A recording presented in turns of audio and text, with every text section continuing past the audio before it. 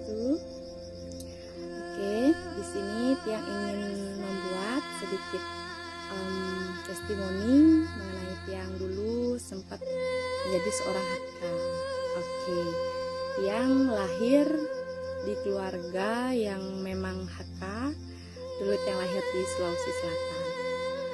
Oke, Tiang haka dari kecil ya, dari bayi udah ikut acara haka, udah kayak sembahyang haka, udah sering mendengarkan orang baca Bhagavad Gita, udah ikut Agnihotra dengan cara Hare Krishna atau Sampradaya.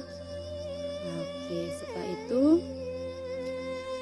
sempat off lumayan lama. Setelah itu Tiang ikut lagi, seperti ada kerinduan gitu kan, udah lama nggak ikut. Setelah itu SMA udah mulai kayak mencari, ada kerinduan gitu, ada kerinduan ingin lagi ikut Hare Krishna, ingin lagi ikut berjapa, menyebut nama-nama Krishna gitu. Ingin lagi ikut Agnihotra. Habis itu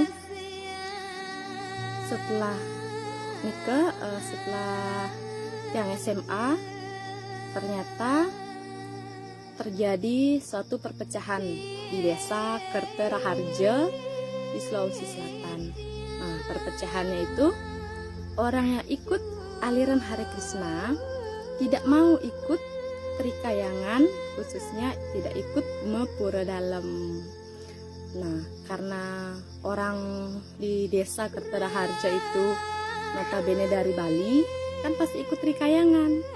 Nah, yang haka ini, yang Hare Krishna ini tidak ikutlah Mapura Dalam, sehingga terjadi pro kontra. Oke, yang tidak ikut Hare Krishna ini dia memisahkan diri. Lumayan banyak orangnya, sekitar ratusan kakak yang kontras artinya dengan Sampradaya Hare Krishna ini, karena begitu banyaknya tradisi Bali yang sudah dirubah. Kelihatan banget perubahannya gitu. Nah, perubahannya itu mulai dari pecaruan, yang kita orang Bali menggunakan daging, darah binatang sebagai yagnya gitu. Orang Hare Krishna kan ahimsa gitu. Mereka sangat menentang apa yang dilakukan oleh orang Hindu Bali di desa tersebut gitu. Akhirnya yang kontra dengan haka ini memisahkan diri gitu. Mereka membuat Trikayangan sendiri gitu, membuat Trikayangan sendiri, membangun lagi pura pusah desa dan Pura Dalam gitu.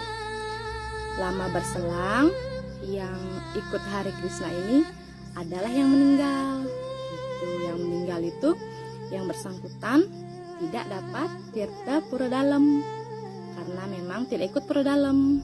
Mau lunas di Pura Dalam yang non haka tidak diperbolehkan gitu. Akhirnya yang keluarga yang bersangkutan lunas tirta ke Bali. Nah, di Bali dipertanyakanlah kenapa sampai seperti itu. Begitu.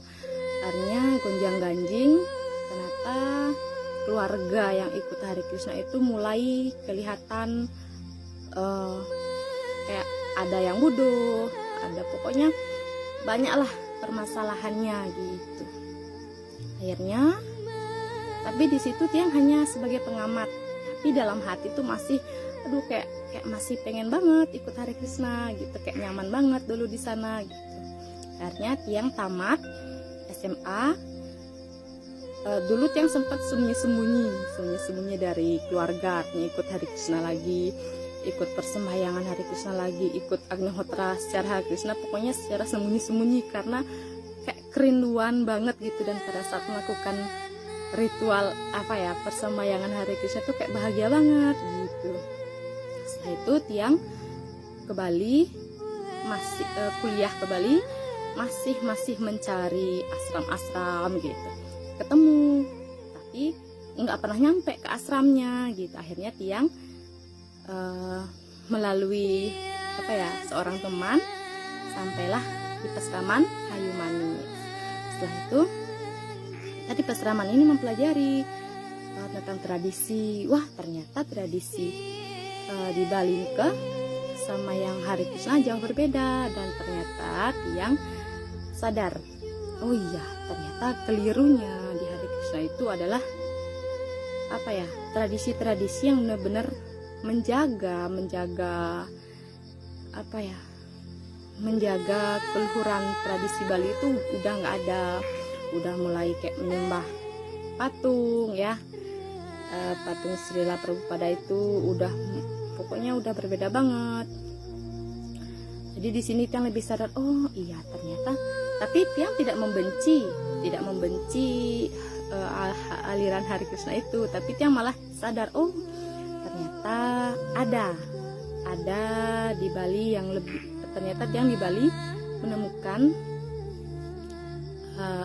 pesraman yang benar-benar ajak Bali, dan disinilah Tiang artinya belajar, oh ternyata kelirunya di sini gitu. Dan sekarang kan memang lagi viral gitu. Tiang merasa kasihan banget orang yang ikut Hare Krishna, bukan kasihan bagaimana, ternyata mereka belum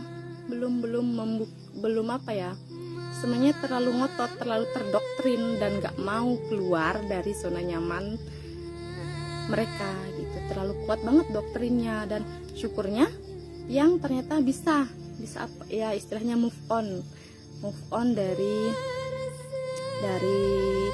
ikut sampradaya itu gitu. Dan harapan Tiang di sini semoga semeton kita yang masih ngotot ikut Hare Krishna itu sadar gitu, nggak usah malu untuk kembali ke tradisi kita gitu. Cukup jadikan itu sebagai pengalaman. Oh ternyata saya punya pengalaman begitu, dan sekarang ada solusi untuk keluar dari itu. Kita memuliakan tradisi yang sudah melahirkan kita dari perut ibu sudah diupacarai Bali, lahir sampai besar pun masih diupacarai Bali gitu. Dan semoga konflik yang terjadi segera dapat mereda, karena ini konfliknya nggak main-main. Ini konflik yang ternyata sangat-sangat parah banget udah.